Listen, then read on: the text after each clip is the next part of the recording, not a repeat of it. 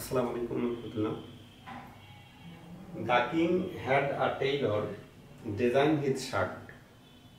এই বাক্যে হ্যাড আছে, তারপরে এই ডিজাইন যে ভার্বটা দেওয়া আছে, এই ডিজাইন ভার্বটার ফর্মটা কি হবে? এটা ডিজাইনড হবে নাকি ডিজাইনস হবে নাকি ডিজাইন নাকি ডিজাইনিং? এখানে একটা বিষয় খেয়াল রাখবেন, হ্যাভ ভার্ব যেটা আছে মনে রাখবেন একটা নোট, হ্যাভ, হ্যাজ, হ্যাড, এই তিনটা ভার্বের পরে যদি পারসন থাকে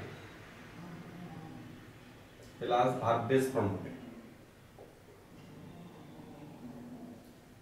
যদি সরাসরি ভার্ব আসে তাহলে V3 হবে, অর্থাৎ যদি থিং থাকে, পারসন না থাকে, যদি থিং বস্তু থাকে তাহলে প্লাস V3 হবে। যদি এই পারসন বা থিং না থাকে, যদি সরাসরি ভার্ব থাকে তাহলে V3 হবে। অর্থাৎ হ্যাভ, হ্যাজ, হ্যাড এর পরে পারসন থাকলে ভার্বের বেস ফর্ম হবে, থিং থাকলে বস্তু থাকলে V3 হবে, ব্যক্তি বস্তু কিছুই না থাকে যদি সরাসরি ভার্ব থাকে তাহলে কি V3 হবে। সেদিক থেকে the king had a Taylor, তাহলে এই হ্যাডের পরে এ টেইলর আছে ব্যক্তি, এই জন্য ভার্বটা কি হবে বেস ফর্ম হবে। আর যদি বস্তু থাকতো, বস্তুটা কেমন?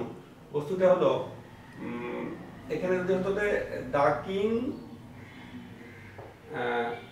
Had a shirt, had a shirt, এখন sorry the king had a shirt, এখন হবে design, designed by a, designed by a Taylor.